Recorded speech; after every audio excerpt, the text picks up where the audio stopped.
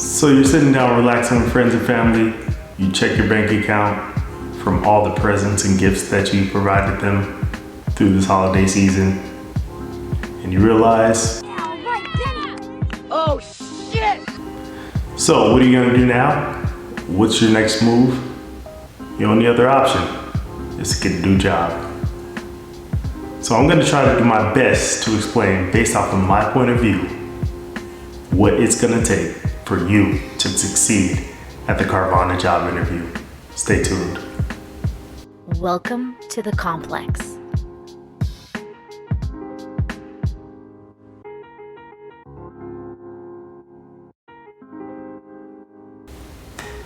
Fill out the application, get a phone call, get invited over to the headquarters or a video interview. And you're thinking to yourself, what do I do next? What are they gonna ask me? What's going on here? How do I land this job? I'm gonna help you out with that. So first thing I would like you to know is this job is more telemarketing, I would say phone job, than it is actual car sales, but it definitely is, I would say 75% customer service, phone, and 25% cars. So you're gonna have to know something about cars, although I did have many coworkers that do nothing about cars. You're gonna have to know something about cars. I'm gonna give you some tips on how to survive this. First thing you wanna do is, whether it's a video or whether it's in person, first thing you wanna do is you wanna be dressed, okay? You wanna look nice. You don't wanna come in there with your hoodie on and your Vans and your fluffy socks and whatever else. You wanna look nice, so get suited and booted. That's the first step. Just get suited and booted, look fresh, okay? How are you going to sell cars when you cannot even sell yourself? You gotta look good. You gotta put something on. You gotta make sure they know that you in the game, all right? So that's your first thing. The next thing you gotta do is you gotta make sure that you do your research, okay? Know about the company. Know what the company's vision is. Know what you're going to be doing in the job. There's plenty of resources online that you can look up, so you know exactly what you're walking into. But luckily you have me here. I'll give you some of those resources. So to give you a basic blanket, this job interview is gonna be just like any other job interview. You want to impress the interviewer and you wanna make them know that you're the right person for this job. So when you go to Carvana, you have to realize that Carvana is an online retailer for cars. You're gonna be selling cars, buying cars, shipping cars, registering cars. You're gonna be doing all type of things to do with cars. So if you don't know anything about cars, you're gonna have to brush up your skills a little bit. So knowing basic facts is gonna help you throughout the interview process. Chances are the interviewer is gonna know a little bit about cars, but they might not know anything about cars. But if you can sound impressive when it comes down to talking about cars, if you can throw out some facts here and there, they're going to have faith in you that you'll be able to do that same type of thing when you talk to the customers on the other line. Depending on what position you're going for, you might be inside of the delivery hub, you might be on the phones doing customer service, you might help you with registration, but most of the time you're gonna be starting off at the bare minimum, bare basic job position, which is gonna be a customer service advocate, whether that be in sales or in buying or trades, things like that. So you're gonna do some training, some pretty extensive training. I heard they extended the training by another week. I think it used to be about 2 weeks training. I think it's like 3 weeks now. So you're gonna get trained, don't worry about that. Your job is to pass this first beginning initial step. So what you wanna do is you want to throw out some car facts, right? Toyotas, dependable, reliable. They don't quit on you. You wanna know things like that, right? So if somebody asks you, what's a great car that's gonna last you a long time? You wanna throw out Toyota. Very dependable, very reliable. Hundreds of thousands of miles. You're bang for your buck. Another thing Carvana loves is they love these slogans, these phrases and sayings. So if you can come up with some car phrases or sayings, they love it, right? You want to know that Chevys are among the cheapest cars that you can get, right? If you are looking for something that's budget friendly, that's gonna last you a little while, go for a Chevy. Something that's cheap to fix. So knowing things like that is going to help you. If you're looking for something luxury, the big luxury brands that are going to not dig deep into your pockets are gonna be Mercedes, BMW, Lexus. Out of those three, Lexus is gonna be the most reliable and the most bang for your buck with the lowest price to fix, because guess who makes Lexus? Toyota. So all these things, knowing these things, are going to help you out throughout this interview. When you go into this interview, stay professional, stay presentable. Make sure you are projecting and leading the conversation, because that's the primary thing they're looking for. They want you to lead the conversation when you're talking to customers on the phone or in person. They want to make sure you are that person in control of the situation and that you have all the answers to the questions. Even if you don't, fake it till you make it. So when I was dealing with the customers on the phone, I gave them confidence in buying a vehicle because they knew that I was the expert when it came to this. Now, did I know everything when it came to every car? No, I did not, by any means. But did I know how to get them into the best car that will possibly fit them and their families? Yes. So take note on this. One thing I did as soon as the first initial conversation with somebody was looking for a car, first thing I did was I found out what type of car they were looking for, what type of family they had. Whether they're a single person, did they have kids? And that kind of steered me towards, do you need an SUV? Are you looking for 7-row seating? Do you have pets? Do you have a dog? So all these types of questions, these probing questions, lead me to the answer of what type of car they want. And then from there, all I had to do is filter out the cars to what they wanted. If they wanted a 2-door sports car, boom, filter that out. If they wanted something low mileage, boom, filter that out. If they were looking for something kind of larger, boom, SUVs, minivans. So depending on what they wanted, that's where I led them to. And I gave them my own personal recommendations on what they should buy, just to take it a little step further. So that's very important. Now, when I say this job is half or mostly customer service and a little bit of cars, if you don't know cars, you can still get by. You get a lot of training, you get a whole website to play around with, there's trial and error that you go through. You have co-workers, managers, supervisors, everybody there to assist you with the car portion. But you do have a customer service portion where you really have to drive home that you are representing this company, and this company is the best thing that you can ever get. So that's what you want to do. This is the place you need to be. Forget all those other places, forget CarMax, forget going to the dealership. This place right here, we're gonna take care of you.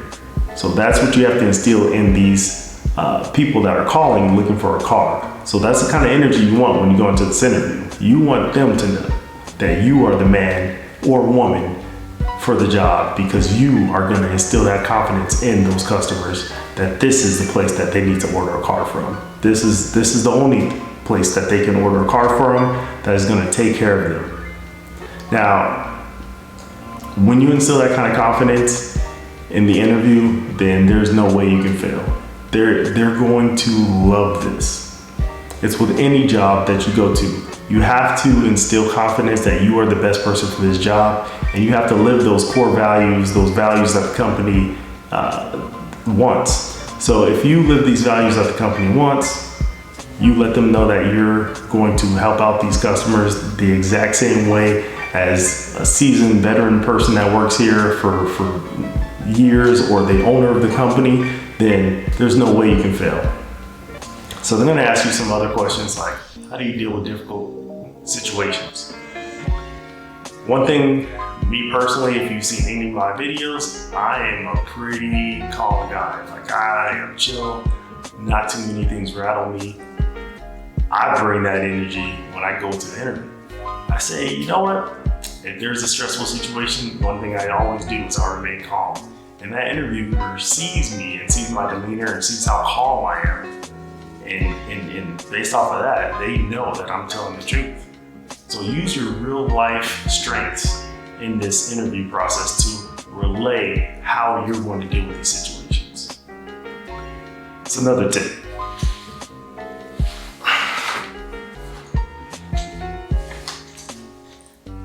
So after you get past some of those easy questions, they may interview you twice. I'm not sure exactly how the interview process is going right now, but your job is to make sure that you sound better for the job than the next person that they're going to see or the person before you. You want them to know that you are the person that they're going to remember, not the other guy or the other girl. So when you go in there, make yourself impressionable. Stay confident, sit up straight, speak with enthusiasm when you're talking to this person. Maybe throw a joke out there. If you find, Google a car joke and throw a car joke out there, right? Something light, nothing too raunchy or too edgy, but something light, throw something out there, try to make them laugh a little bit, show your personality. Because when you're on the phone all day long, trust me, it can be very stressful. So as happy as you can be or sound with the interviewer, let them know that that's how you're going to be with the customer. You're going to get people that are mad, upset, angry, confused, scared. You're going to get all these things. So if you can break the ice, that's going to be your biggest tool and your biggest strength. If you can break the ice and break that tension, then that's going to be your biggest tool. I had people call and yell and curse me out. But guess what? By the end of that call, they were asking me, hey, man, if I was near you, we would go get a cup of coffee. You sound like a cool guy. I really appreciate you helping me. I know I was a little bit upset, but you know what it is. So that's your job, to turn those things around. And the company loves this. You want to turn those negatives into a positive. And if they can hear you over the phone turning that negative into a positive, oh man, you already won. So remember that. That's one of the things that they really look for when they're listening to your phone calls, because they do listen to your phone calls for quality assurance, is you want to make sure that this person knows that you are the person for the job and that you're going to take care of it. So use that, spin that negative into a positive. If you can figure out how to do that, that'll be the biggest thing that they're looking for when they're on the phones. The other portion of the job, besides the customer service portion and the car portion, is going to be technical, right? If you don't know how to use computers very well, I would say brush up your computer skills, learn how to use some basic programs, make sure you know how to use the internet browser, Microsoft Excel, just some basic things, Microsoft Word, Notepad, things like that. There's nothing super complicated in the computer systems that they're not going to teach you. But if you don't know how to use a computer very well, like emails, things like that, I'll say brush up on your skills, because there's a lot of that. You're going to be on the computer quite often using those tools. So if you don't know how to use that, brush up on your skills. Don't go in there completely blind on the computer portion. And if you're really good on computers, then highlight that when you go into the interview. Make sure that they know that you are great using a computer. You know how to use Microsoft Word, Excel, PowerPoint, any other programs that you've used. You took a computer class, whatever the case is, let them know that, because sometimes there are computer issues and glitches and things like that that you have to overcome. You do have to know how to communicate with your managers, supervisors through email. You do have to take notes using Notepad. You do have to know how to copy and paste things. So those are just some basic things that you'll have to know that you'll be doing all day, every day. Same thing with logins, passwords, you'll have to know those. So as much as that as you can let them know that you know how to do, then that will definitely benefit you as well in these interviews. Other than that, I mean, it's really just the same as any other interview. You want to make sure you just smile, you stay positive, you are very energetic when you're just talking to them, and they'll pick you for sure. So when I went in there, they did my interview, and I did pretty great. And literally, as I was walking out of the door, I hopped in my car, I drive for like 2 minutes, and they called me and they said, hey, we really would love to hire you. Can you start Monday? And I was like, sure. So I started training, did all that. Training is pretty easy. Not too much complications. I had a class of like 50 people when I started my training, and nobody really had any troubles or struggles or didn't make it through the training. So I know it can be a little intense, it can be a little stressful, but I wouldn't worry too much.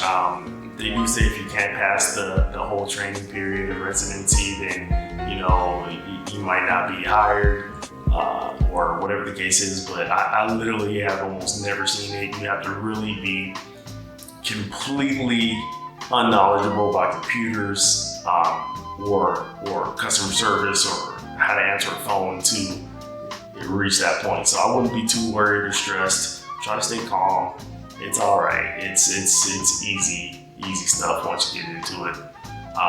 And then once you get into that role, you'll start to grow, and then you'll have some more advanced things that you'll learn, which will make your job even more easy.